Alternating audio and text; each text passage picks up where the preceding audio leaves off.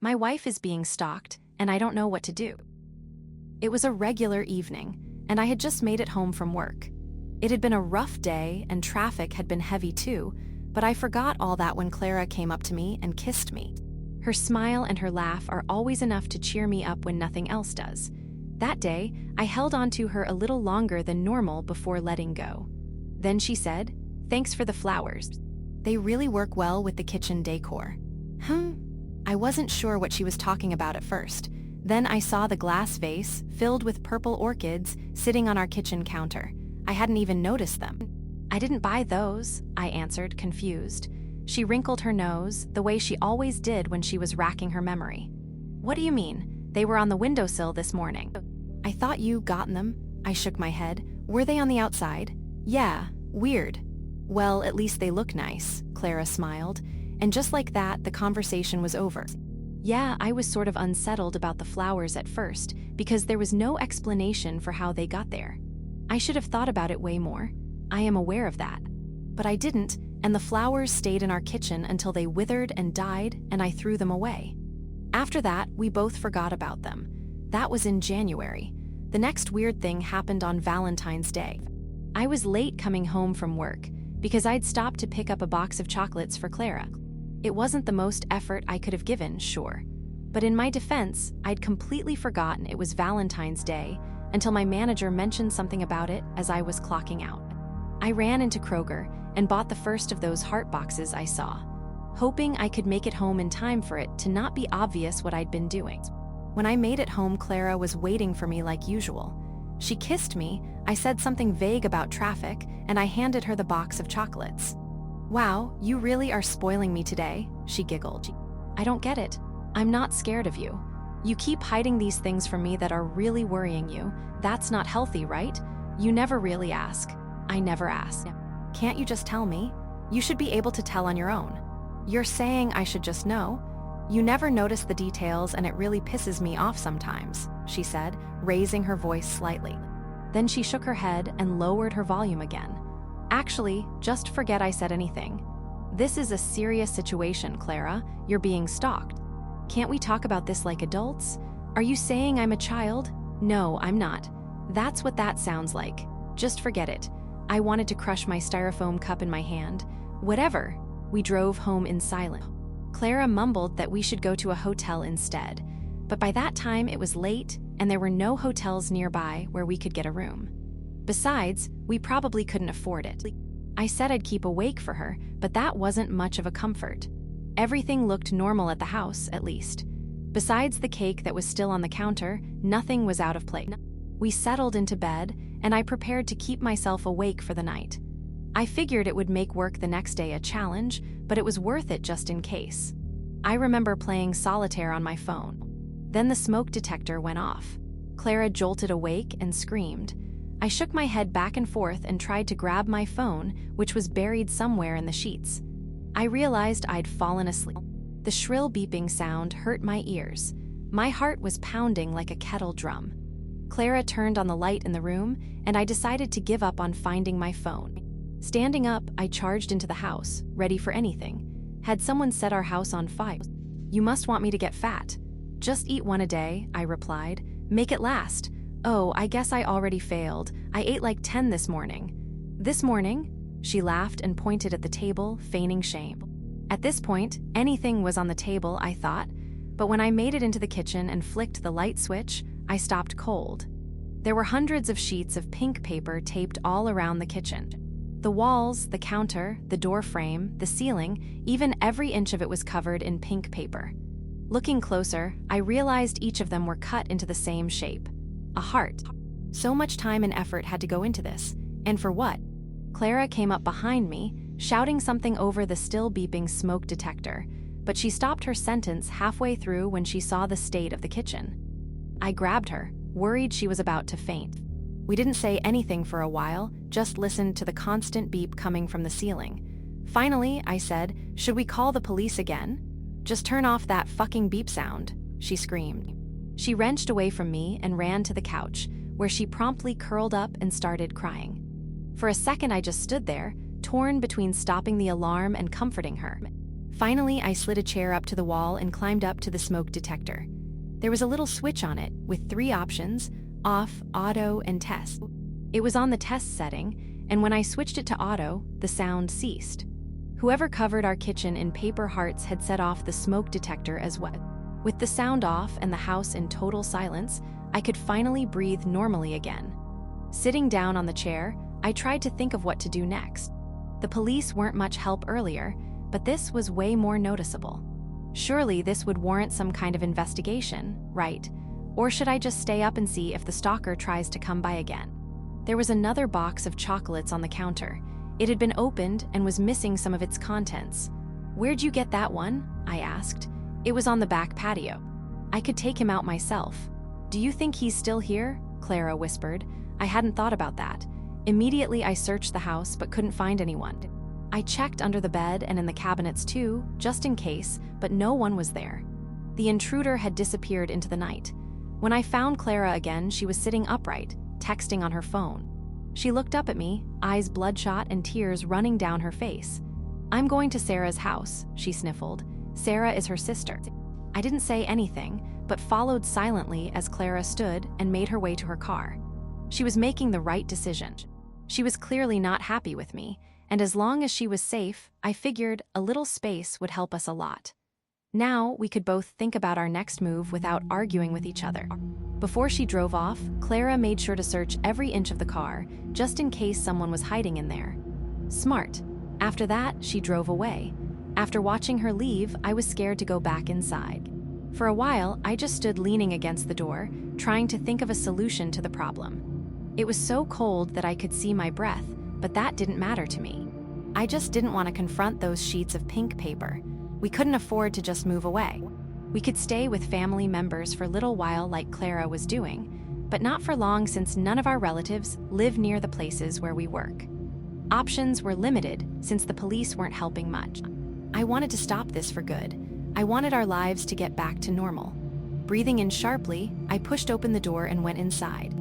"I thought you left it there for me, did you not? Oh God, I hope it wasn't poisoned." I definitely hadn't left that box there that morning. I remembered the flowers from a month ago and felt a little uneasy. It was eerie, all alone in the dark, stepping over dozens of heart-shaped papers. I expected someone to jump out of the shadows and attack me, but no one did. In our bedroom, I found my phone lying on the floor. I checked the doorbell camera app, but there was no motion detected at any point. I scrubbed the footage, but found nothing. It was 2 a.m., and I had work on the morning.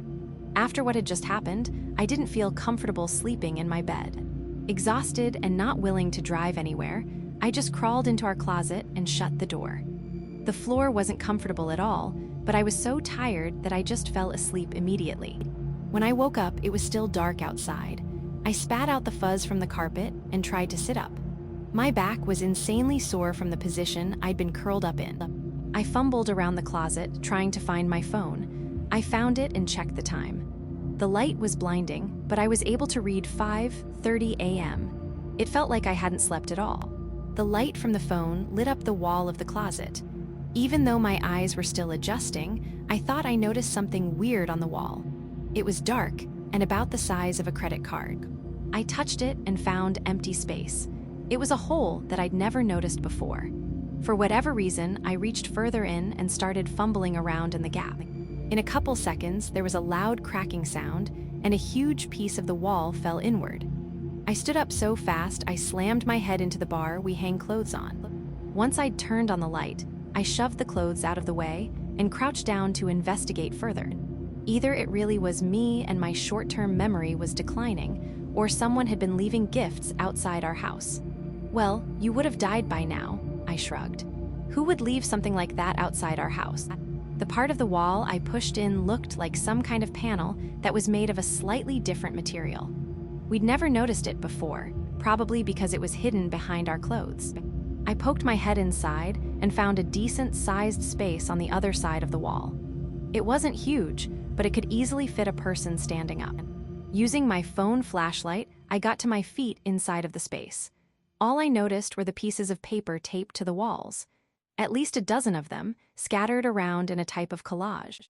I plucked off one of the sheets of paper to look at it, and my heart dropped.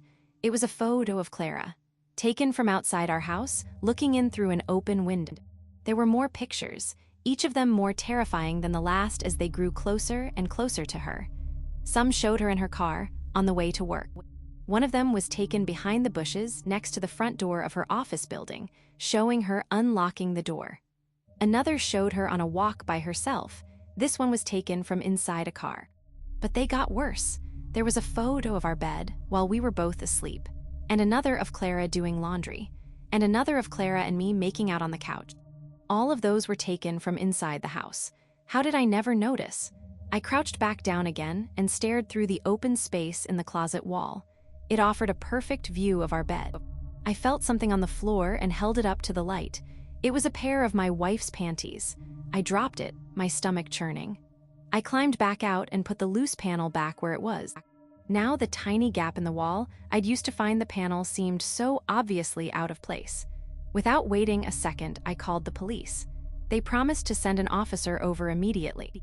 It's like those flowers, Clara mused. Someone nice, I don't know. After that, Clara refused to eat the mystery chocolates, so I did. Honestly, we forgot about them too after a few weeks.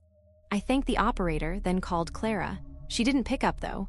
I tried again a few times, but Clara still wouldn't pick up. Was she still upset with me, or was something else going on? I called Sarah, Clara's sister. She answered after only a few rings in spite of the time. Hello? Hey, Sarah, have you heard from Clara at all today? I tried to keep my voice calm. No, I haven't talked to her in a while. My mouth felt dry. She was heading over to your house really early this morning. I wanted to make sure she's okay. She's not here right now, and well, this is the first I'm hearing of her coming over. I nearly dropped my phone. I realized then how hard I was shaking. If you see her, will you call me? Sure. The call dropped.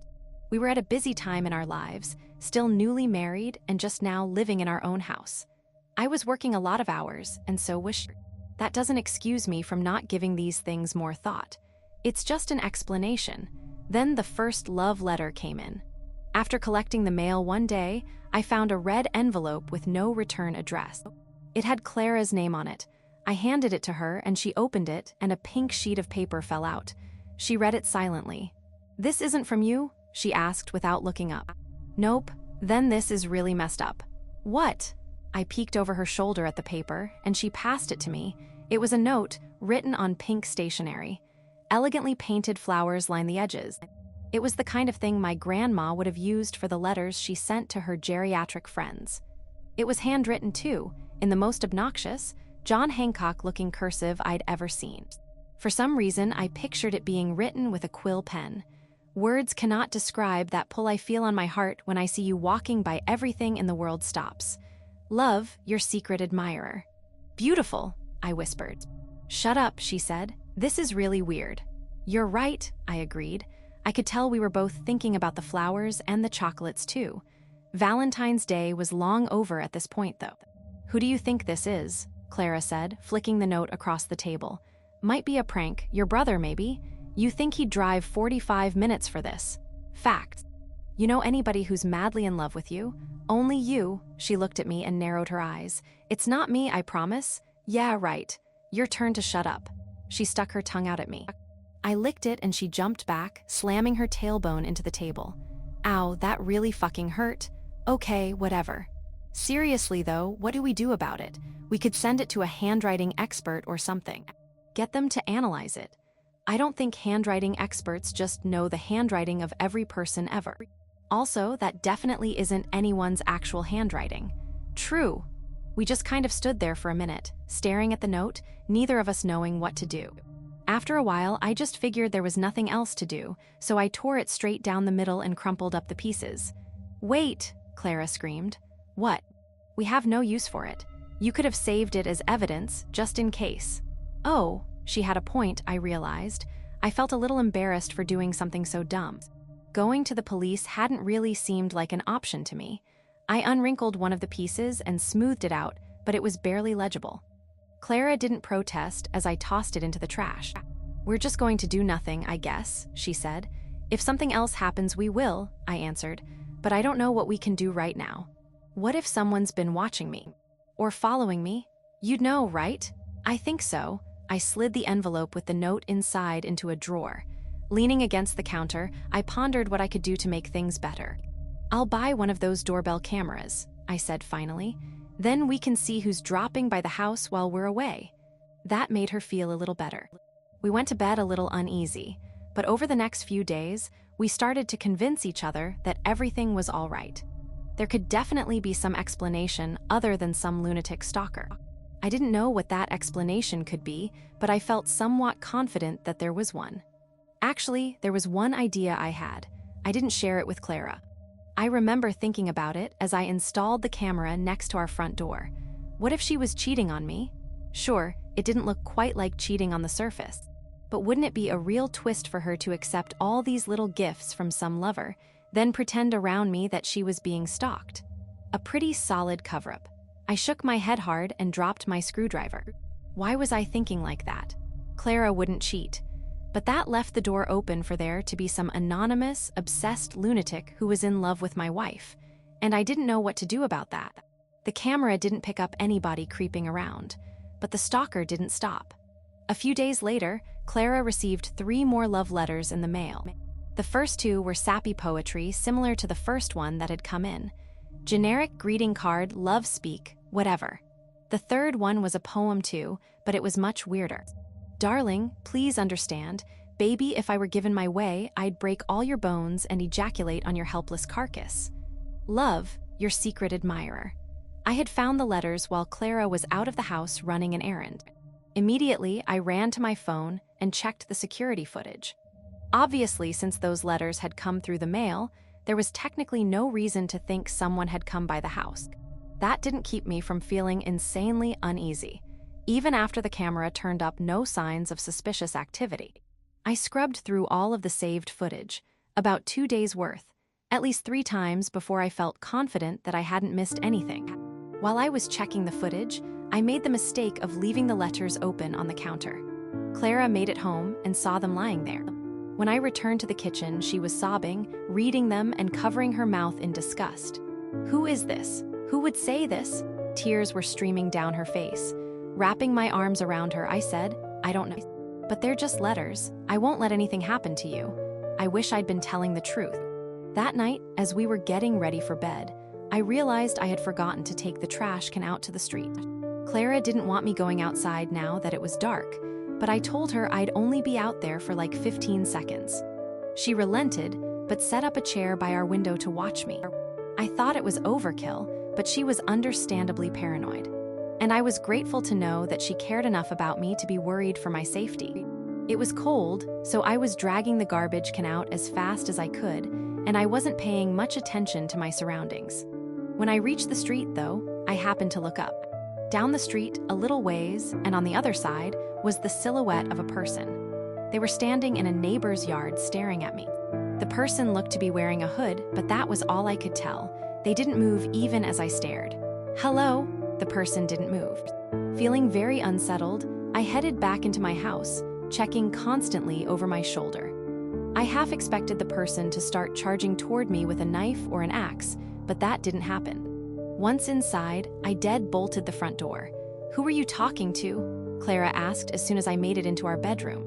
I peeked through the blinds to look for the guy, and realized from this angle there was no way to see the front yard where he had been standing.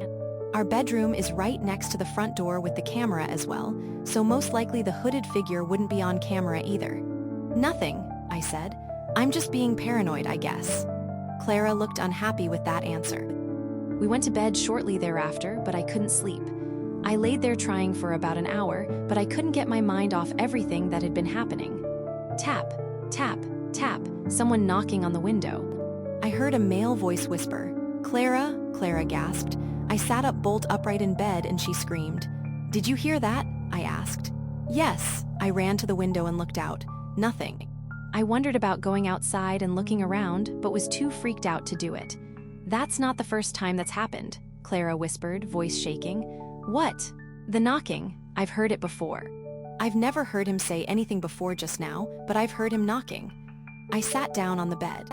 "There was someone knocking on the window and you didn't say anything?" "I didn't know for sure. But you were hiding this from me. I didn't want to stress you out or make you mad. You think I would get mad at you? Clara started to cry. I didn't know, I was scared. All I've tried to do so far is help you. I've never been closed off or anything at all. I even bought that doorbell camera. It's a fucking asterisk doorbell asterisk camera. It doesn't cover the whole house, you idiot. Clara started sobbing with full force. Why was she acting like this? Of course it was a serious situation, but why didn't she want to trust me? Sighing heavily, I stepped out of the room because I had no idea how to comfort her. After drinking some water, I re-entered our bedroom and found my wife lying silently in bed. I lay down next to her and mumbled, "I'm sorry." I tried to fall asleep after that, but it was impossible. Judging by her breathing patterns, Clara couldn't sleep either. I thought about saying something else, talking to her since we were both awake, but I didn't. I just couldn't think of the right words. It occurred to me then that she had to be terrified. Some psycho was sending her flowers and perverted love letters and walking around our house, and she had no clue who it was. However scared I was probably didn't even compare to the fear she had to be feeling. Now, I felt really guilty for suspecting her of cheating. How could I have been so stupid? When I awoke the next day, Clara had already left for work. Immediately, I grabbed my phone off the nightstand and called the police, telling them everything that had happened. It seemed like the best move. The lady on the other end agreed to file a report. Is that all you can do? This person was on our property. Without evidence of a crime being committed, we can't do a whole lot. I just don't want things to get any worse. Well, we can send an officer over in the next few days to check things out. He can see what the situation is and probably scare the guy off if he happens to be in the area. Okay, thank you. Well, it was better than nothing. I'd have liked more in the way of protection, but a police officer coming over was a good sign. Maybe the lady was right and that would scare this creep away for good. A few days came and went. The police officer did not show up. The stalker was also silent. For those few days, there were no presents or visits from the person. Maybe this thing had worked itself out, I thought. Then the cake arrived. Clara and I had gone on a walk. I know I locked the door because I distinctly remember fumbling with the key to unlock it again. When we pushed open the door, my wife gasped. I followed her gaze to a chocolate cake that was sitting on the kitchen counter. It had been set on one of our own plates. That had not been there when we left. It would have been impossible for one of us to have placed it there. Someone must have been in our house. Immediately, I searched the area. The house was clear, though, as was our yard and the neighbor's property. Whoever had left the cake was gone. Clara was crying when I returned, and she'd taken up a defensive position, arming herself with one of the kitchen knives. Her back was to the wall. I inspected the cake itself. It was covered in chocolate frosting and chocolate-covered strawberries, with a plastic heart poking out of the center. Who would do this? And why did I feel so helpless about it? I thought for sure calling the police would work this time, but as luck would have it, I didn't need to. Out the corner of my eye, I saw a police cruiser pulling up to the curb and parking. We both ran out to meet it. An older police officer stepped out of it. His face was weathered and sealed off, like he'd seen some shit in his life. You reported a stalking incident? Clara glanced at me, as if to say, well, that was fast. Yeah, I did, I answered. Come inside, he just struck again. I led the man into our home and shut the door. I motioned for Clara to grab the last batch of letters from our bedroom closet. Tell me what all's been going on here, the officer breathed. I explained the events of the last month or so, to which he seemed relatively uninterested. Maybe he doesn't show his thoughts like that on the outside, I thought, or he really just doesn't care. Either way, I finished telling him the story, and Clara handed him the love letters she'd received. He skimmed them, then glanced at the cake on the counter. So far, he sent you letters and a cake and stood across the street. He didn't send us the cake. When we got home, it was sitting on the counter. He's been asterisk in the house. Are there any signs of a break-in? You can look. Reluctantly, the man stepped outside and walked the perimeter of our house, checking the doors and windows for evidence of forced entry. A few minutes later, he was standing in our doorway. Nothing, he said. No scratches or stray paper clips. None that I can see. Is there anything you can do? Clara chimed in. I can file a report. That's it, I said. Can't you do an investigation? Or could you send a guy out here to watch the house for a night or something? The officer stepped back onto the porch. Since there's no evidence of illegal activity, we can't launch an investigation. All I can do is file a report. The fucking cake isn't evidence? I'm afraid it's not. Bullshit, Clara mumbled. If anything else happens, call us. He turned, walked back to his car, and drove off. Clara watched the cruiser with seething anger in her eyes. I sighed and dropped onto the couch. We might as well eat the cake now, I groaned. No, what if it's poisoned or drugged? Fair enough. That night we went out for dinner. I triple-checked all the locks before we left. Still felt like I was leaving the house wide open, though. It was hard to focus on the burger and fries in front of me when all I could think about was how infuriating the conversation with the police officer had been. Clara felt the same way. What do we do now? She asked, taking a half-hearted bite. Wait till there's evidence, I guess, I replied. That's so stupid. There is 100% some kind of evidence that he could investigate. It's just so, I know. We ate in silence for a minute, then she broke the silence.